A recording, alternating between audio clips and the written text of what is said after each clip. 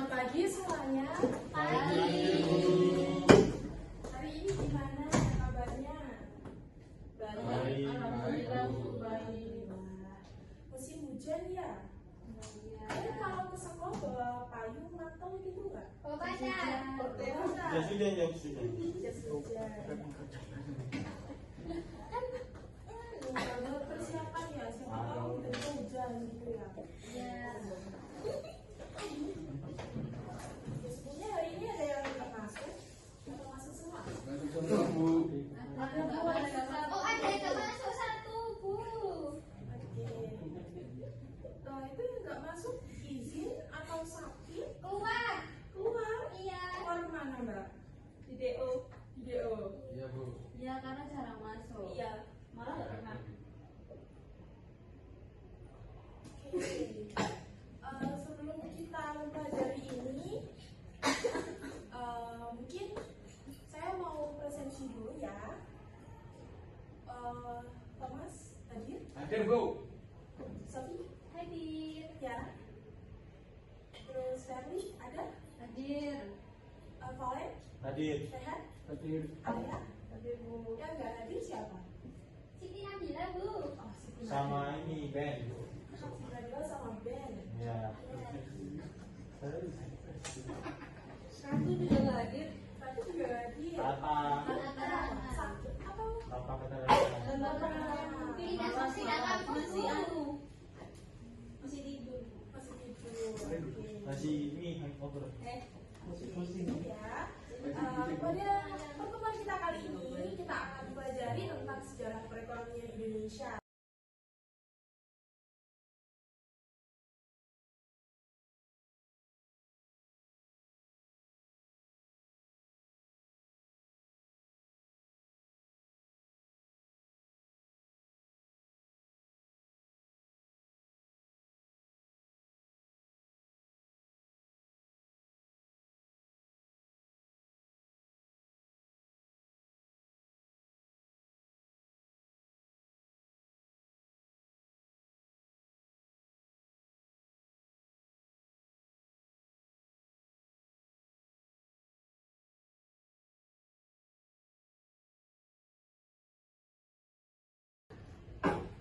Apa sih ekonomi itu? Yang menurut kalian itu ekonomi apa? Boleh silakan. Ekonomi kuat kayak apa perbedaan antara Antara apa dari masyarakat gitu, ketimpangan. dan Oke, ketimpangan. Ada lagi? Silakan Mbak Tiara. Ilmu yang mempelajari bagaimana cara seseorang untuk memenuhi kebutuhan hidupnya. Oke, cara untuk memenuhi kebutuhannya. Silakan Mbak Ferli. Ekonomi itu mempelajari tentang kelangkaan terhadap penggunaan sumber daya. Oke, jadi adanya scarcity ya. Ya. Mungkin ada yang lain? Saya, Bu. Silakan Mbak Sofi. Menurut saya ekonomi adalah membuat keputusan. Membuat keputusan, make a choice. Yang lain? Sudah. Oke. Jadi jawaban dari kalian semua itu benar ya. Jadi ilmu ekonomi itu adalah ilmu yang mempelajari tentang pemenuhan kebutuhan individu ataupun dalam pemenuhan apa ya, kayak apa sih yang dibutuhin si individu itu, kayak makan, sandang, pangan gitu, papan. Terus nantinya juga muncul adanya scarcity seperti yang dikatakan oleh Mbak Ferli. Terus adanya ketimpangan. Nanti bisa muncul adanya poverty penalty. Nah itu penyebabnya dari apa yang dikatakan oleh Mas Thomas tadi, adanya ketimpangan pendapatan masyarakat. Oke, selanjutnya di sini ada sejarah perekonomian. Di sini ada ekonomi subsisten, agraria, revolusi industri, dan ekonomi modern. Ada yang pernah dengar sebelumnya? Apa sih ekonomi subsisten, agraria mungkin? Atau revolusi industri? Atau yang modern? Pernah dengar revolusi industri? Revolusi industri. Itu berkaitan dengan apa, Mbak? Pengembangan industri dari masa ke masa. Itu manusia digantikan oleh mesin, AI, dan lain-lain. Jadi mesin-mesin itu membantu untuk produksi gitu. Itu ditandai dengan apa? Penemuan mesin untuk industri, lalu teknologi-teknologi seperti AI. Oke, benar sekali.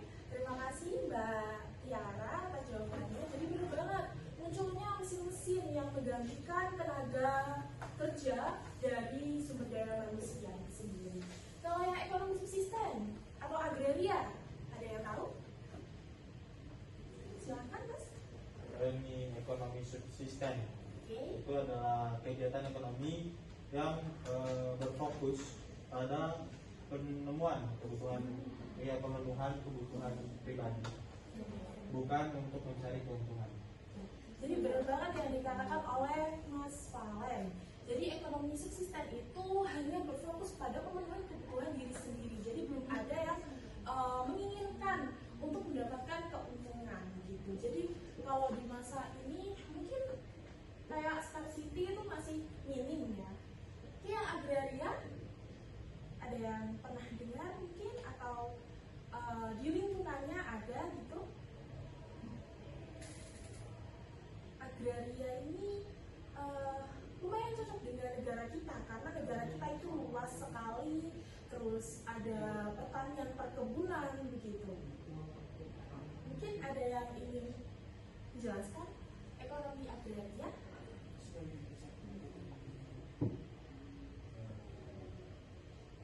Silakan Mbak. Menurut saya ekonomi agraria itu fokusnya yang didominasi oleh sektor pertanian. Oke, bener banget Mbak. Jawabannya itu karena fokusnya itu pada di sektor pertanian seperti itu. Nah, ekonomi modern ini masa di mana kita berada sekarang. Oke, di sini tahukah kamu sistem perekonomian di Indonesia itu menggunakan sistem perekonomian apa? Oke, jangan dijawab dulu karena habis ini ada video, simak dan nanti akan saya buat kelompok ya, kelompok kecil.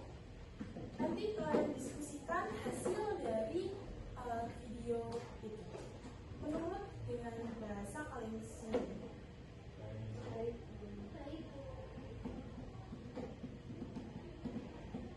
Bahwa sistem ekonomi yang cocok untuk Indonesia menurut keyakinan saya adalah bukan sistem kapitalisme neoliberal, tetapi sistem ekonomi Pancasila yang merupakan penggabungan yang terbaik dari sistem kapitalisme dan yang terbaik dari sistem sosialisme, dan yang berakar kepada pengalaman Indonesia sebagai negara yang cukup lama menjajah dan yang bangkit ingin merdeka dan ingin hidup makmur. Di situ akan dilihat bahwa yang seharusnya kita anut adalah ekonomi Pancasila, yang tidak lain adalah ekonomi berdasarkan Undang-Undang Dasar 1945, dan di mana sudah sangat jelas cetak biru pembangunan bangsa sudah ada dalam Undang-Undang Dasar 45, mulai dari pembukaannya, di mana tujuan nasional ditegaskan, kemudian filosofi ekonominya sudah sangat jelas dalam pasal 33 dan 34 Undang-Undang Dasar 45, dan bahwa ekonomi Indonesia harus berasaskan kekeluargaan. Berhubung ada yang nggak masuk, jadi hari ini kelompoknya ada yang 4, ada yang 3 ya, nggak apa-apa. Dan bahwa ekonomi Indonesia harus berasaskan kekeluargaan. Berhubung ada yang nggak masuk, jadi hari ini kelompoknya ada yang 4, ada yang 3 ya, nggak apa-apa ya. Oke. Mau langsung satu deret atau berhitung? Satu Satu deret saja. Oke. Berarti ini kelompok 1, ini kelompok 2.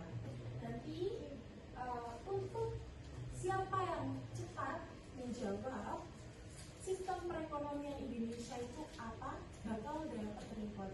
Dan nanti di akhir bakal ada satu kuis yang dimana dapat reward juga. Boleh didiskusikan sekarang? Untuk waktunya 5 menit, silakan.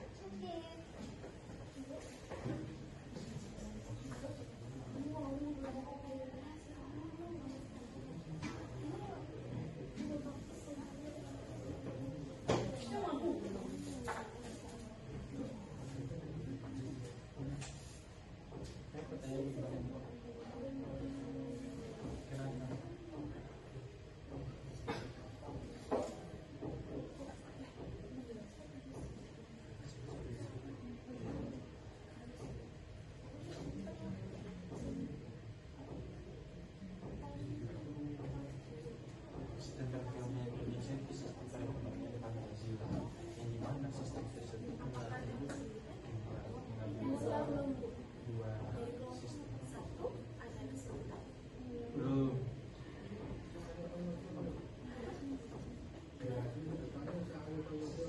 Langsung di tempat duduk aja. Raise hand, angkat tangan.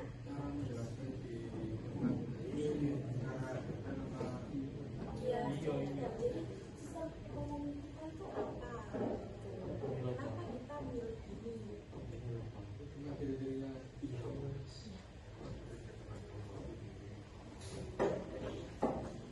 Ini sebentar lagi ya, kalau udah sebentar ya. Ambil lontong. Jadi kau baca. Di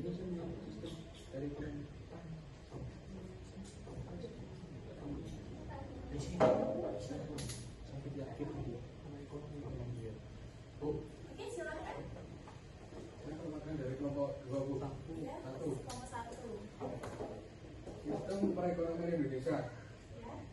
Indonesia menganut sistem ekonomi Pancasila yang merupakan landasan ekonomi negara ini dan diatur dalam UUD 1945, khususnya pada pasal 33. Sistem ini mengedepankan nilai-nilai kebangsaan seperti gotong royong dan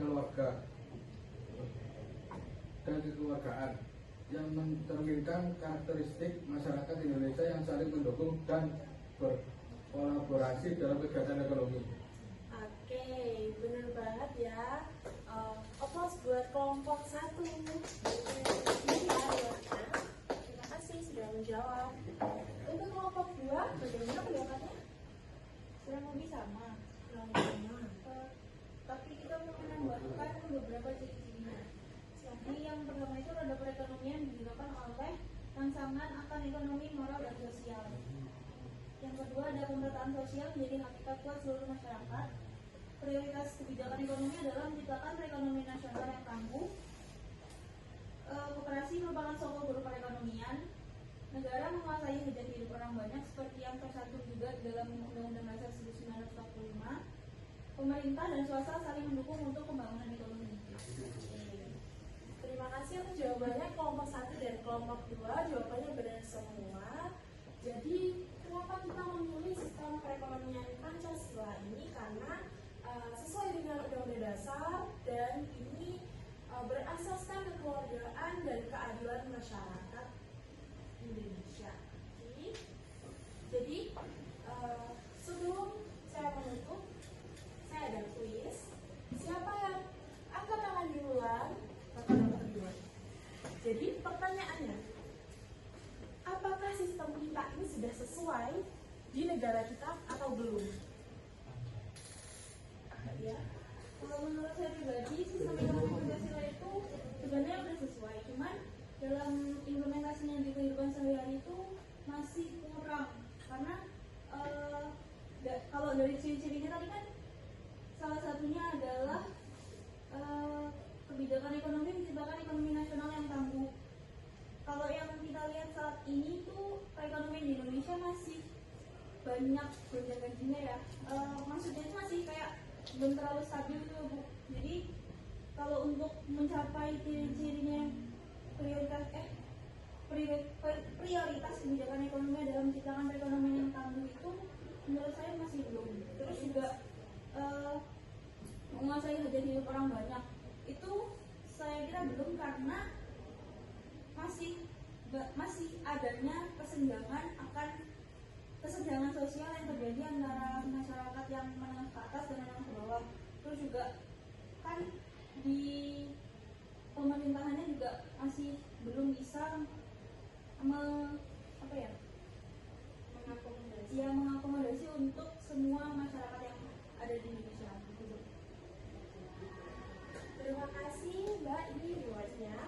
Jadi sesuai dengan jawaban Mbak Tiara itu tadi benar, karena sebenarnya di negara kita ini masih banyak pemerintahannya sendiri, khususnya masih banyak KKN, masih banyak korupsi dan lain-lain.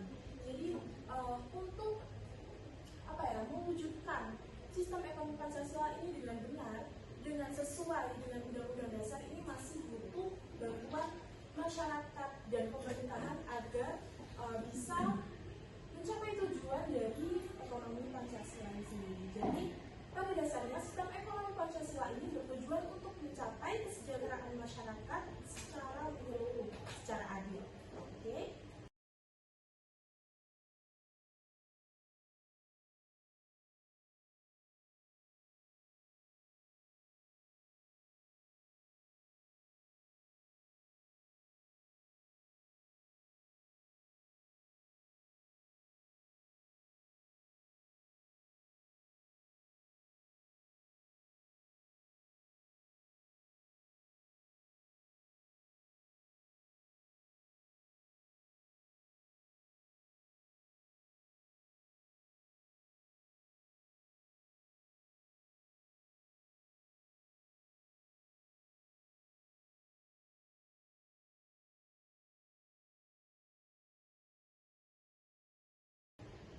Terima kasih. Mungkin ada pertanyaan? Silakan, kalau ada. Cukup? Oke, terima kasih atas partisipasinya semuanya. Semoga di pertemuan yang akan datang kita tetap semangat, kita tetap sehat dalam pembelajaran di mata pelajaran ekonomi